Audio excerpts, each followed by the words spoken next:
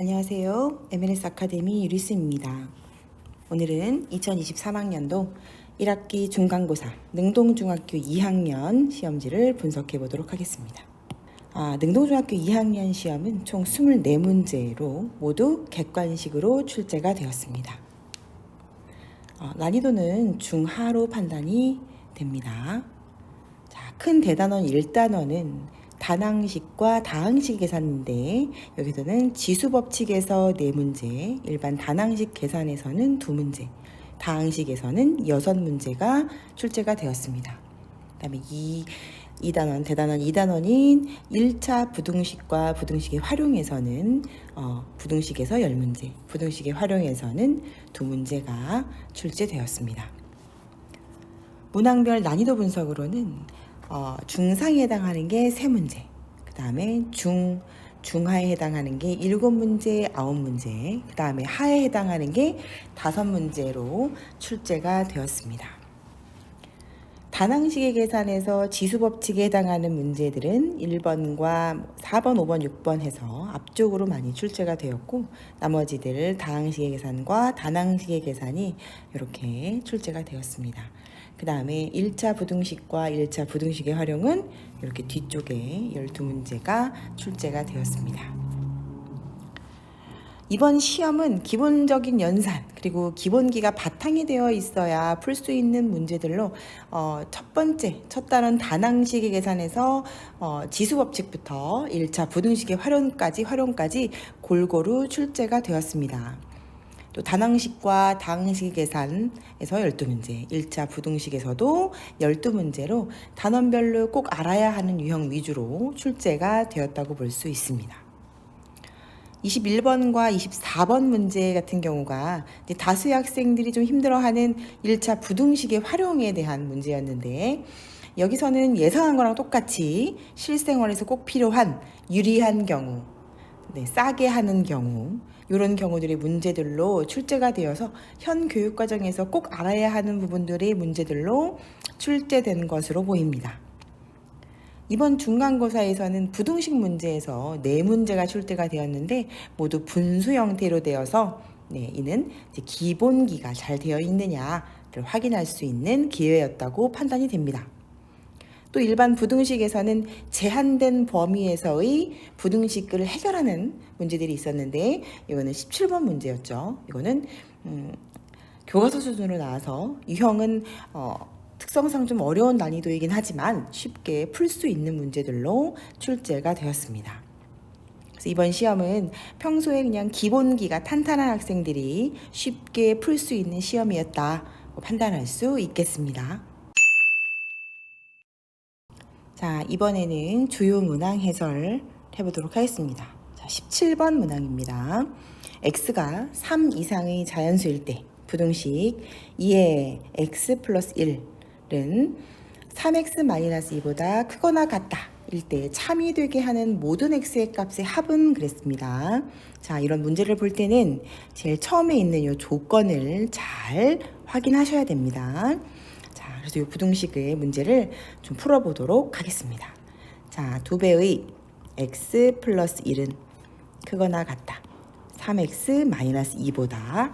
그래서 여기 x를 이렇게 밖에 분배 법칙을 이용해서 괄호를 풀 겁니다. 자, 그럼 얘는 2x 플러스 2는 3x-2보다 크거나 같다가 되겠지요.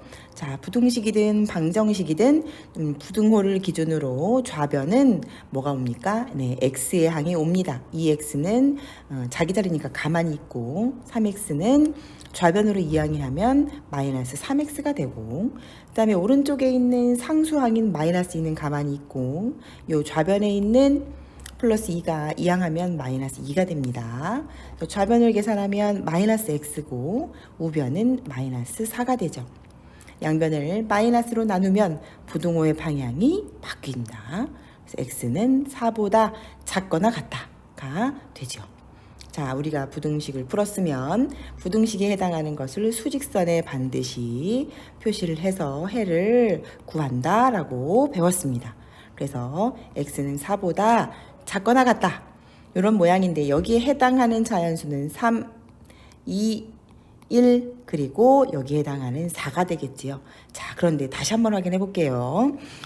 맨 위에 보니까 x가 어떻다? 3 이상의 자연수다. 그러면 3과 4가 되겠습니다. 그쵸? 그래서 x가 되는 것은 3과 4입니다. 그런데 모든 x의 합을 구하라고 했으니까 3과 4를 더해서 정답은 얼마가 됩니까? 네, 7이 됩니다.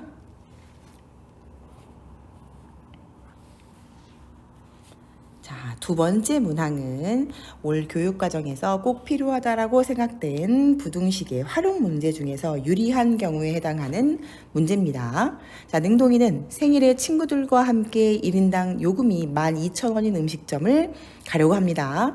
다음과 같이 중복으로 적용되지 않는 두 종류의 할인 혜택이 있어요. 최소 몇 명 이상일 때 뭐 하는 게 회원 카드로 이용하는 것이 할인 혜택을 받는 것이 더 유리한가 라고 됐습니다. 그러면 회원 카드로 한 좌측 할인 혜택 1번이 할인 혜택 2번보다 어때야 됩니까? 네, 싸야 됩니다. 그러면 더 금액이 작아야 되겠지요. 자, 여기서는 우리가 구하고자 하는 거는 최소 몇 명이냐라고 했으니까 여기에 가는 누구를 인원수를 X로 미지수로 정합니다. 자, 그럼 여기는 회원 카드 가입비가 3,000원이 있고, 자, 그 다음에 1인당 12,000원인데 몇 명이 갑니까? X명을 곱해야 됩니다. 그렇죠? 자, 그런데 우리는 몇 퍼센트 할인입니까? 20% 할인이에요. 그렇죠? 그러면 우리는 전체 금액에서 20%, 전체 100에서 20을 뺀 몇 퍼센트 구입을 한다? 네, 80%에 구입을 하니까 얘를 소수로 바꾸면 0.8이 되겠지요. 그래서 여기에다 0.8을 곱한 금액만 지불하면 됩니다.